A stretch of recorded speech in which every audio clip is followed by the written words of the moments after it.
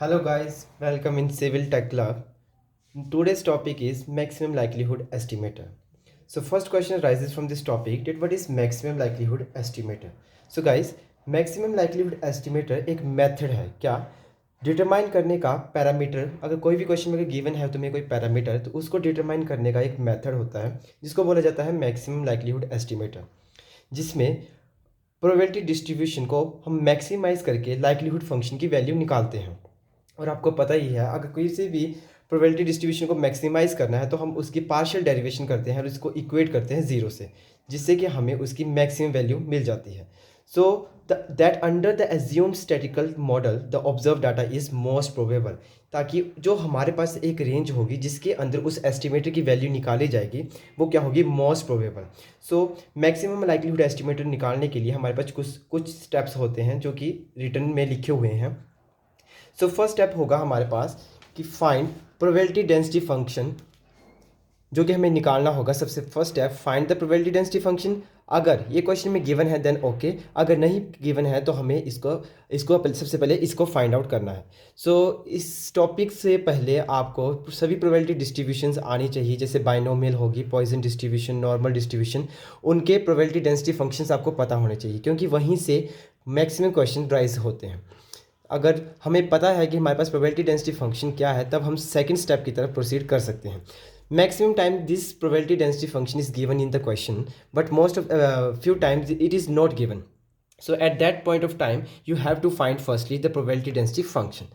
So second step है हमारा find likelihood function of sample value Y. ये हमारे पास फॉर्मूला है जिससे हमें लाइकलीहुड फंक्शन मिलेगा। जैसे कि अगर मैं पॉइजन डिस्ट्रीब्यूशन की बात करूँ, उसके हमें प्रोबेबिलिटी डेंसिटी फंक्शन हमें पता है तो हम उसका लाइकलीहुड फंक्शन निकाल सकते हैं ईजिली। वो आपको मैं न्यूमेरिक में बताऊंगा। It's a very simple question, simple method. Third step है हमारा taking log on both side. जो भी हमारे पास लाइकलीहुड फंक्शन बना होगा उसके दोनों साइड हमने क्या करना है, लॉग ले लेना है। Taking log on both sides हमारे पास कुछ एक इक्वेशन बनेगी। उसके बाद हम फोर्थ स्टेप में क्या करेंगे, जो इक्वेशन हमारे पास बनी लॉग एल की फॉर्म में, जो हमारे राइट हैंड साइड इक्वेशन बनेगी उसको हम पार्शली डिफ्रेंशिएट कर देंगे with lambda, so that we can comes to know about the value of the parameter that is lambda. अगर ये सब स्टेप्स हो गए हमारे पास मैक्सिमम लाइक्लीहुड एस्टिमेटर निकालने के। हमारे पास इस फोर्थ स्टेप में हमारे पास मैक्सिमम लाइक्लीहुड एस्टिमेटर की जो पैरामीटर लैम्डा था उसकी वैल्यू आ जाएगी। बट इन केस अगर क्वेश्चन में वो पूछता है कि उसका वेरिएंस भी फाइंड आउट करो, तो variance of that parameter which is lambda is equals to 1 upon expectation of minus double partial differentiation of log L. जो हमारे पास ये वाली इक्वेशन यहाँ पे लॉग एल की राइट हैंड साइड इक्वेशन बनी थी उसको पार्शियल डिफरेंशिएट करना है, but 2 times with respect to parameter lambda, और उसके एक्सपेक्टेशन निकालेंगे हमारे पास वेरिएंस आ जाएगा। It's a very simple question. So let's start with an example. So guys हमारे पास फर्स्ट क्वेश्चन ये है, बोलता है find maximum likelihood estimator for parameter lambda of a Poisson distribution.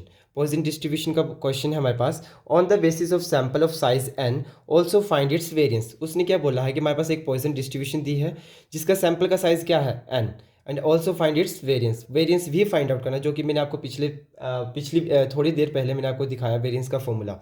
सो पहले हम सबसे पहले पहला स्टेप क्या था हमारा, बोलते द हमें पता है द प्रोबेबिलिटी डेंसिटी फंक्शन किसका, of Poisson distribution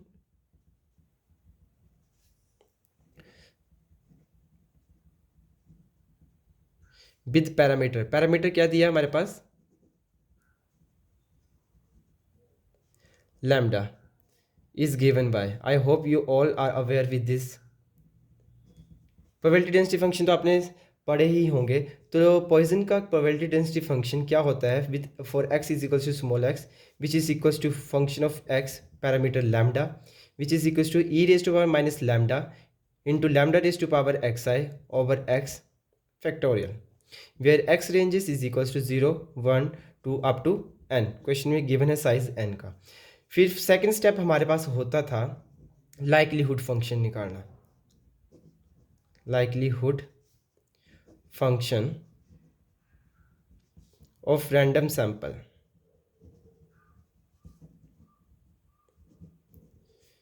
x x1 x2 x3 up to xn of n observations from the population from the population is given by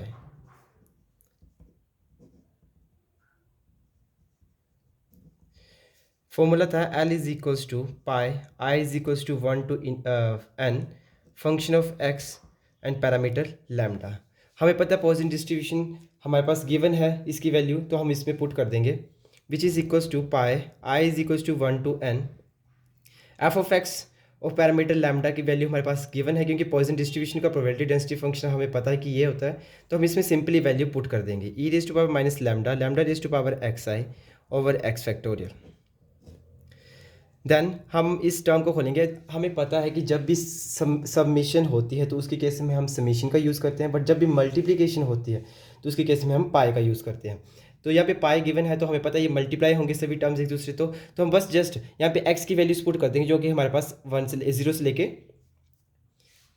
n तक है। तो e raise to power minus lambda lambda raise to power x1 over x1 factorial multiply e raise to power minus lambda lambda raise to power x2 over x2 factorial multiply e raise to power minus lambda lambda raise to power x3 over x3 factorial multiply so on up to n। अब इसमें देखने वाली चीज़ ये है कि e raise to power minus lambda सब में कॉमन है, तो मैं इसको ऐसे लिख सकता हूँ e raise to power minus n times lambda, कि जितनी भी अगर n टर्म्स बोली, अगर 10 बोली होती है यहाँ पे 10 आ जाता है, 5 बोली होती है तो यहाँ पे 5 आ जाता है, n बोली है तो हम direct e raise to power minus n lambda and lambda raise to power, अगर basis are same then powers are always added x1 plus x2 plus x3 up to xn and upon में x1 factorial into x2 factorial into x3 factorial and so on। Next step था हमारा taking log on both sides, take log on both sides। now log of L is equals to log of e raised to power minus n lambda into lambda raised to power x1 plus x2 plus x3 so on plus xn over x1 factorial x2 factorial and so on। I hope आपको यहाँ तक समझ आ गया होगा। Then after taking log we knows the properties of log। हमें पता है कि log m इंटू n क्या होता है, log m plus log n, और log m ओवर n क्या होता है, log m minus log n। You must know, इसको नोट डाल के लिख लो नोटबुक में, क्योंकि बहुत इंपॉर्टेंट थिंग्स है। मैक्सिमम फॉर्मूलाज, मैक्सिमम न्यूमेरिक्स में ये फॉर्मूलाज यूज़ होते हैं। log m इंटू n, अब यहाँ देखते हैं हमारे पास क्या बन रहा है, समझ लो ये पूरी term, this term is taken as m and this term is taken as n, तो this one is log m over n, तो क्या बन गया ये हमारे पास, therefore log L is equals to log m e raise to power minus n lambda lambda raise to power x1 plus x2 plus x3। तो मैं इसको ऐसे लिख सकता हूँ समीशन ऑफ एक्स आई, कि सबका सम है ये, तो लिख दिया मैंने summation of X I, log m ये आ गया हमारे पास, और ओवर n था तो minus log x1 factorial into x2 factorial and so on. log L is equals to log this one is now m and this one is n। log m into n क्या होता है, log e raise to power minus n lambda plus log lambda raise to power summation x i। Now हमें this term is also written as written like log, we can say summation log x i factorial, क्योंकि क्या है सबका multiplication है। तो अब देखो ना log m इंटू n, मैंने आपको बताया क्या होता है log m plus log n, तो क्या बनेगा ये सब कुछ, ठीक है बनेगा log x1 plus log x2 plus log x3 plus log x4, ऐसे ऐसे सबका क्या होगा summation of log xi factorial लिख दिया मैंने डायरेक्ट। एनी डाउट, मैं फिर से बता देता हूँ आपको क्या होता है, नोट करके इसको लिख लो log m n o p q, अगर कितनी टर्म्स मल्टीप्लिकेशन की log के अंदर हो तो वो सारी क्या बन जाती है log m plus log n plus log o plus log p plus log q। Okay. तो वैसे ही सबमिशन के अंदर लॉग के अंदर log x1 into x2 into x3 factorial x4 factorial सब सम था। तो लास्ट में ये क्या बनेगा, सबमिशन बनेगा सबका, किसका, xi फैक्टोरियल। डायरेक्ट में सिंपल में लिख दिया। बट अब देखो एक फॉर्मूला ये भी होता है, log m raise to power n, m raise to power n, तो ये क्या बनेगा, n आगे आता है log इंटू m। ये फॉर्मूलाज आपने प्लस टू में पढ़े होंगे, तो ये आप इन सब चीज़ों से आप अवेयर होने चाहिए, तभी आप इन न्यूमेरिक को सॉल्व कर सकते हैं। बड़ी सिंपल सी चीज़ें हैं ये। अब देखो हमारे पास ये टर्म थी, तो इसको मैं आगे और फर्दर इसको सॉल्व करता हूँ। देखो log ये m है, ये इसकी पावर n है, तो इसको क्या बन जाएगा, n log m, तो minus n lambda into log e plus ये भी m raise to power n है, summation xi log lambda minus summation log xi factorial. Okay, ये हमारे पास टर्म बन गई, और आपको पता है log e क्या होता है, हमेशा 1। तो अब हमारा नेक्स्ट स्टेप क्या था, मैंने आपको बोला था कि लाइक्लीहुड इक्वेशन जो आपके पास बनेगी उसको क्या करना है हमने, उस पैरामीटर लैम्डा की बोलता है to determine value of lambda, parameter lambda we simply और पार्शली डिफ्रेंशिएट किसको, log l, and differentiate log l and equate it to 0। Okay, तो हमने क्या किया, अब इसको क्या करना है, पार्शली डिफ्रेंशिएट करना, del lambda of log l equals to 0। तो इस इक्वेशन नंबर 2 इसको मैं पार्शली डिफ्रेंशिएट करूंगा with respect to lambda and equate कर दूंगा 0।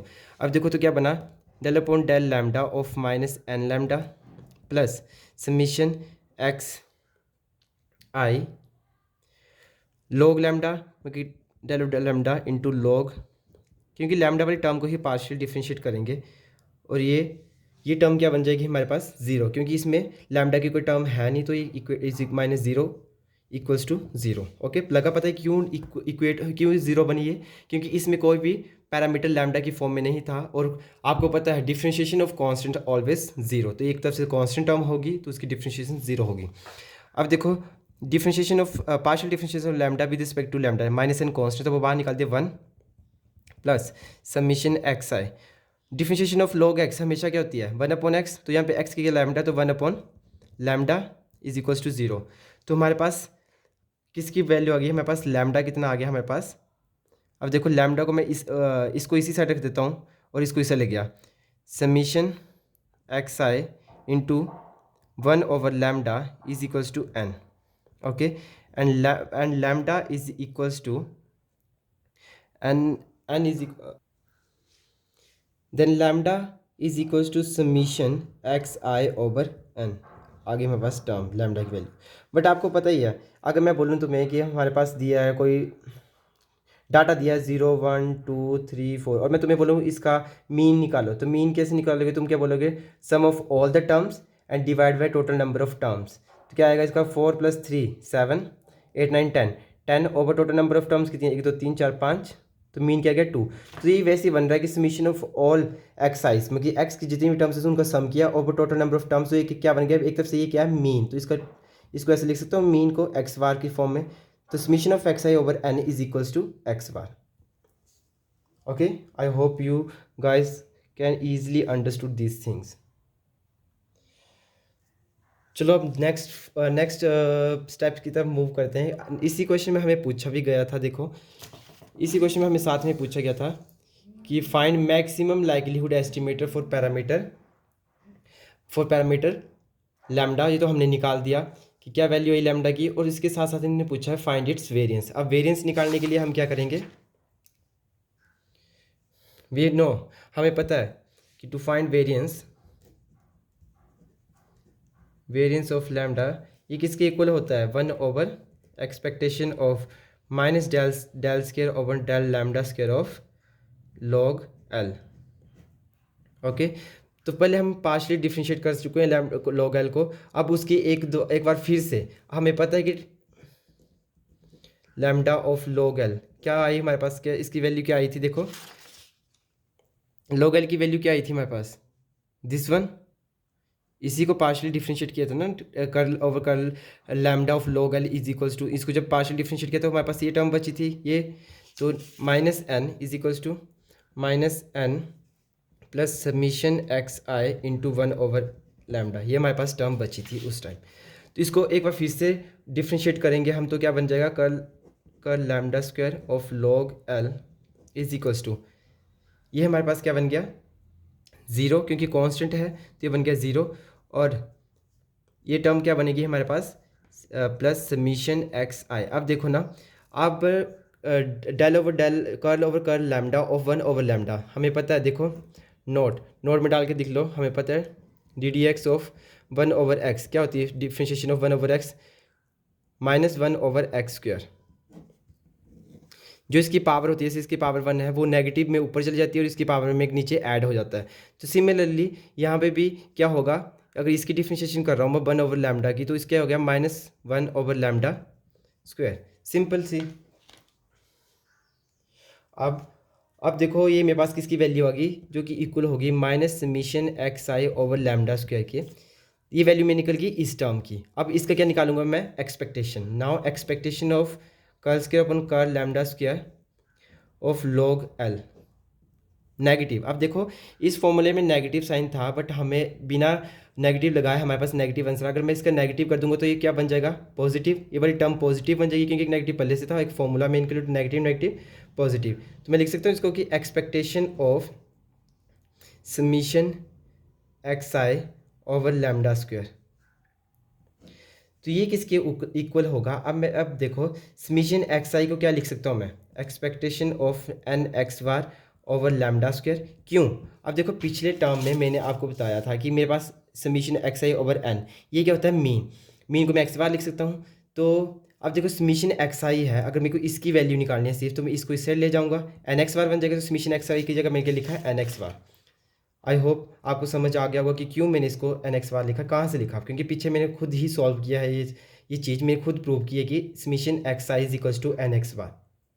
टर्म यहाँ पे पुट कर दी। अब देखो एक्सपेक्टेशन जो कांस्टेंट टर्म्स है वो बाहर निकाल लेता हूँ, एन भी कांस्टेंट है, लैम्डा स्क्वायर भी कांस्टेंट है, expectation of x bar, expectation of x bar क्या है आपके पास, देखो ना एक्सपेक्टेशन ऑफ एक्स बार, अब इसमें एक्स बार क्या था मैम हमारे पास मीन, देखो यहाँ पे एक्सपेक्टेशन ऑफ एक्स बार, तो एक्सपेक्टेशन ऑफ एक्स बार तो हमें पीछे ही निकाल चुका हूँ कि जो पैरामीटर हमारे पास था लैम्डा, लैम्डा की वैल्यू गई थी एक्स बार जो कि एक मीन था, तो मैं इसकी जगह लैम्डा पुट कर सकता हूँ, yes of course n over lambda square, और इस वैल्यू की जगह आ गया मेरे पास लैम्डा, क्योंकि हमारे पास देखो ना लैम्डा की एक वैल्यू आ चुकी है, और एक्सपेक्टेशन ऑफ एनी कांस्टेंट, आपको पता है किसी भी कांस्टेंट के साथ अगर उसकी एक्सपेक्टेशन निकालोगे तो वो वही टर्म आ जाती है। तो एक्स बार की जगह आ गया था लैम्डा, हमारे पास गिवन वैल्यू, क्योंकि हमने प्रूव कर चुके हैं कि जो हमारे पास पैरामीटर लैम्डा था उसकी वैल्यू होगी एक्स बार, तो हम यहाँ पे एक्स बार की जगह लैम्डा पुट कर सकते हैं, तो लैम्डा से लैम्डा कैंसिल, तो हमारे पास आ गया इस टर्म की वैल्यू होगी एन ओवर लैम्डा। तो वेरियंस के केस में, वेरियंस ऑफ लैम्डा अगर हमें निकालना था उसके केस में आपको पता है 1 दिस टर्म आता है, दिस टर्म की वैल्यू हमारे पास आ गई एन ओवर लैम्डा, तो क्या बनेगा 1/n over lambda, this is equal to lambda over n. तो ये आपका एक न्यूमेरिक पूरा सॉल्व हो गया। सो गाइस देखो अब हम सेकंड न्यूमेरिक करते हैं, जिसमें कि न्यूमेरिक में क्या रिटर्न है, देखो क्वेश्चन क्या है हमारे पास कि prove that maximum likelihood estimate of parameter alpha, इसके केस में पैरामीटर क्या हमारे पास अल्फा और पॉपुलेशन हैविंग डेंसिटी फंक्शन। अब देखो इसमें प्रोबेबिलिटी डेंसिटी फंक्शन पहले से गिवन है, इसके केस में हमें कहीं से याद करने या कहीं से ढूंढने की कोई ज़रूरत नहीं, क्योंकि क्वेश्चन में पहले से गिवन है, जिसकी रेंज कहाँ से कहाँ से है, कहाँ से कहाँ तक है, 0 to alpha infinite, sorry alpha, for a sample of unit size is 2x, जिसके सैम्पल का साइज क्या है, यूनिट साइज क्या है 2x, बोलता है x being the sample value also show that estimate is biased. हमें क्या करना है कि ये भी प्रूव करना है कि जो हमारे पास एस्टिमेटर आएगा वो क्या है, बाइस्ड है ना कि अनबाइस्ड, ठीक है। बाइस्ड के केस में, अनबाइस्ड के केस में मैंने पीछे वीडियो बनाई है, आपको properties of estimator you must know that what happens in case of biased and what happen in case of unbiased estimator. So let's proceed. तो हमें पता है कि सबसे पहले हमारे पास गिवन वैल्यू एल ऑफ, जिसको हम एक्स ऑफ और जो पैरामीटर हो वो रिटर्न यहाँ पे लिखते हैं, इसके केस में अल्फ़ा तो लिख दिया, तो वो क्या हमारे पास गिवन 2/अल्फ़ा square alpha minus x, and x की वैल्यू कहाँ से कहाँ तक लाई करी है, 0 to अल्फ़ा। अब देखो इसके बाद हमारे पास अगर एल की वैल्यू तो हम उसके बाद क्या करते थे, partial differentiate curl over curl x किया, अब इसमें क्या है alpha of log L is equals to, अब देखो 2 कॉन्स्टेंट बाहर निकाल लिया, alpha minus x over alpha square. देखो बट किसके केस में, अब देखो पहले हम क्या करते थे, एल का क्या करते थे लॉग, तो अब इसमें अगर हमने लॉग एल यहाँ पे लगा तो इसके साथ भी क्या लगे हमारे पास लॉग ऑफ। ओके, अब ये सिंपल टर्म है और इसको किससे इक्वेट करते थे, ज़ीरो से। अब देखो हमारे पास क्या बनता है, कर्ल ऑफ कर्ल अल्फ़ा। अब आपको पता होना चाहिए कि डिफ्रेंशिएशन ऑफ लॉग एक्स पीछे मैंने बताया कि होती है 1/x, तो ये पूरी टर्म क्या है, एक तरफ से x की तरह काम कर रही है, तो 1/अल्फ़ा minus x over alpha square, ये आ गया हमारे पास एक। और जब आपको पता है कि x, अगर सिंपल x होता कि अगर मैं बोलता कि डी ऑफ x, तो सॉरी log x, तो आप सिंपल लिख देते कि 1/x। बट अगर जब x की जगह कोई और चेंज वेरिएशन जरा भी आई हो, x की जगह x स्क्वायर हो गया, जो कुछ x की जगह 2x भी हो गया, तो उसके बाद जो भी इसमें वेरिएशन होती है उसकी द्वारा से डिफ्रेंशिएशन होती है। आई थिंक आपको डिफ्रेंशिएशन अच्छे से आती होगी। तो डिफ्रेंशिएशन ऑफ log x आ गया 1/x। अब x की जगह फिर से चेंजेस है तो इसकी भी डिफ्रेंशिएशन करेंगे, इक्वल्स टू 0 2, यहाँ पे मल्टीप्लाई इसका डिवाइड, तो इसका कोई कांस्टेंट उस साइड भी 0 बनेगा, तो इसको ले जाते हैं पहले ही log x, सॉरी ये टर्म यहाँ पे नहीं आएगी क्योंकि differentiation of log x 1/x आ गई और इसके पास फिर से डिफ्रेंशिएशन हुई। ठीक है, तो ये इससे चला गया 0, तो हमारे पास यहाँ पे क्या बचा है, alpha minus x over alpha square into, अब देखो डिफ्रेंशिएशन ऑफ, अगर आपको पता हो डी ऑफ एक्स और x1 ओवर x2, अगर दो टर्म्स होती हैं तो हमारे पास क्या कहते हैं, जो नीचे वाली टर्म होती है x2, differentiation of x1 minus x1 differentiation of x2 and whole division by x2 का स्क्वायर। ये आपको आई थिंक सब चीज़ें आपको क्लियर होनी चाहिए, तभी आप इन न्यूमेरिक को कर सकते हैं। तो इसमें x1 ये टर्म है और x2 ये है, तो सबसे पहले हम क्या करेंगे, x2 की alpha square differentiation of this term alpha minus x with respect to alpha है, तो अल्फ़ा के 1 हो गया, कॉन्स्टेंट 0, तो 1 minus alpha minus x as it is and differentiation of denominator, alpha square का क्या हो जाएगा 2 अल्फ़ा एंड जो नीचे होगा उसका क्या हो जाता है स्क्वायर, तो अल्फ़ा स्क्वायर इजी, पहले से इसमें स्क्वायर था, इसको स्क्वायर कर देंगे तो अल्फ़ा 4 इज इक्वल्स टू 0। अब देखो यहाँ पे देखने वाली बात क्या है, देखो इसमें देखने चीज़ ये थी कि 1/अल्फ़ा minus x over x square, अगर मैं इसको इक्वल टू 0 रखता हूँ, देख लो मैं वैसे पूरा करके बताता हूँ, 1/अल्फ़ा minus x over x square equals to 0। देखो ना कोई टर्म तो एक 0 इक्वेट करनी ही होगी, या तो ये वाली टर्म या तो, क्योंकि दोनों एक दूसरे के साथ मल्टीप्लिकेशन में हैं तो दोनों इक्वेट, बट दोनों में से कौन सी टर्म नहीं इक्वेट कर सकते 0। अब देखो इसके केस में क्यों नहीं, अल्फ़ा स्क्वायर ऊपर चला जाएगा, alpha square over alpha minus x equals to 0, इसको इस साइड ले गया तो 0 मल्टीप्लाई अल्फ़ा माइनस एक्स क्या बन जाएगा 0, तो अल्फ़ा स्क्वायर इक्वल्स टू 0। तो ये कभी नहीं हो सकता क्योंकि हमें पैरामीटर की ही तो वैल्यू फाइंड आउट, इसी पैरामीटर की वैल्यू हमें फाइंड आउट करनी है जो अल्फ़ा है। तो हम बोल सकते हैं कि this term can never be equal to 0 but this term can be equal to 0। तो हमने कर दिया कि alpha square minus alpha minus x into 2 alpha over alpha raise to power 4 equals to 0। This term अगर इस 0 से multiply तो 0, तो बचा alpha square minus alpha minus x into 2 alpha equals to 0। तो अल्फ़ा स्क्वायर माइनस से इस जाके प्लस का साइन चेंज हो जाएगा, 2 इंटू अल्फ़ा क्या बन गया 2 alpha square minus 2 alpha x. तो हमारे पास ये इक्वेशन बनी अल्फ़ा स्क्वायर। अब देखो इस अल्फ़ा स्क्वायर को मैं अगर इससे ले जाऊँ तो 2 alpha square minus alpha square क्या बन जाएगा, alpha square simple 2 alpha square minus alpha square, साथ में क्या थी हमारे पास दूसरी term 2 alpha square minus alpha square minus 2 alpha x, I think 2 alpha x, yes, minus 2 alpha x equals to 0, alpha square minus 2 alpha x equals to 0, alpha is equals to 2 alpha x, alpha square equal to 12, एक alpha से alpha cancel, तो alpha is equals to 2x। हमारे पास alpha की value आ गई, जो parameter हमें find out करने के लिए बोला था उसकी वैल्यू हमारे पास पहुंच चुकी है। अब देखो alpha is equals to 2x, तो इसके बाद जब उन्होंने बोला क्या हमें फाइंड आउट करने के लिए उन्होंने बोला है, तो इसके बाद हमें चेक करने के लिए बोला है कि whether it is biased estimator और अनबायस्ड एस्टिमेटर। बट उन्होंने क्वेश्चन में बोला है कि शो करो कि ये एस्टिमेटर क्या है, बायस्ड है। तो हमें पहले से पता है कि बायस्ड होगा, तो इसका मतलब है कि एक्सपेक्टेशन ऑफ जब मैं अल्फ़ा निकालूंगा तो वो अल्फ़ा की इक्वल नहीं आनी चाहिए। अगर वो अल्फ़ा की इक्वल नहीं आती है तो हमें पता है कि वो बायस्ड है। तो हमें ये प्रूव करना है कि वो एक्सपेक्टेशन ऑफ अल्फ़ा जो भी आएगी हमारे पास वो अल्फ़ा के इक्वल नहीं होगी। तो चलो let's find out the expectation of alpha. Expectation of alpha is equals to, हम बोल सकते हैं एक्सपेक्टेशन ऑफ एक्स होती है जो कि एक्सपेक्टेशन ऑफ 2x, मतलब कि एक्सपेक्टेशन ऑफ अल्फ़ा क्या होगी, expectation of alpha is equals to x, नहीं सॉरी 2x है, क्योंकि अल्फा की वैल्यू क्या है, अल्फा की मैंने 2x भर दिया तो ये आ गया मेरे पास। हमें पता है कि एक्सपेक्टेशन ऑफ जब भी x निकालते तो उसका फॉर्मूला क्या होता था, 0 टू इन्फानाइट, जो भी अगर रेंज गिवन होती थी हमारे पास वो, और जो एक्सपेक्टेशन जिसकी निकालनी थी वो मल्टीप्लाई में, उसके मल्टीप्लाई में आता है फंक्शन ऑफ x। और जैसे कोई भी पैरामीटर हो उसके साथ कोई भी एफ एक्स दिया होता था हमारे पास, उसके साथ हम एक्स मल्टीप्लाई कर देते थे और डी एक्स, ये हमारे पास एक्सपेक्टेशन ऑफ एक्स निकालने की। बट यहाँ पे एक्स की जगह क्या है 2x, तो बस सिंपल एक्स की जगह 2x पुट करना है।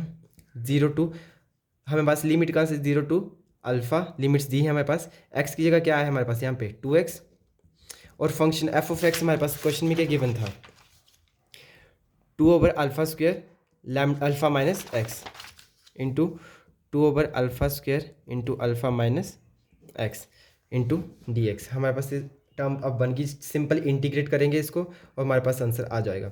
अब देखो 2 इंटू 2 4/α² आ गया हमारे पास, integration with respect to x हो रही है, तो 4/α² कॉन्स्टेंट था, हमने बाहर निकाल लिया 0 to alpha x into alpha minus x d x.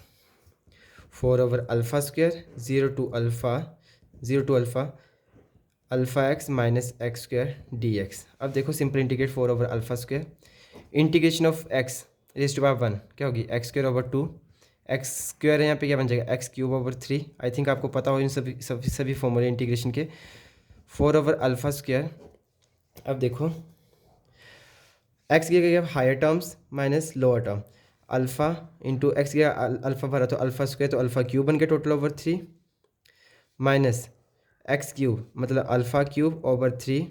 अब लोअर टर्म जब भी 0 पुट करोगे तो हमारे पास वही वैल्यूज़ आएंगी 0, तो कोई फ़ायदा नहीं पुट करके, तो यहीं से निकाल सकते हैं 4/α², 3 माइनस 2α³ कितना बन गया हमारे पास 1α³/6। तो हमारे पास इसकी टोटल वैल्यू क्या आ गई हमारे पास, expectation of 2x is equals to 4/6 into alpha, क्योंकि अल्फ़ा² से कैंसिल तो अल्फ़ा बचा, 2 2 का 4, 2 3 का 6, which is equals to 2α/3। Okay, हमारे पास आगे वैल्यू किसकी आई है, वैल्यू एक्सपेक्टेशन ऑफ 2x, हम बोल सकते हैं कि 2α/3। अगर एक्सपेक्टेशन ऑफ 2/3 अल्फ़ा आ रही है ना, which is not equal to alpha, तो हमारे पास we can say hence proved what we have proved right now, that alpha is equals to 2x is a, क्या ये एक बाइस्ड एस्टिमेटर ऑफ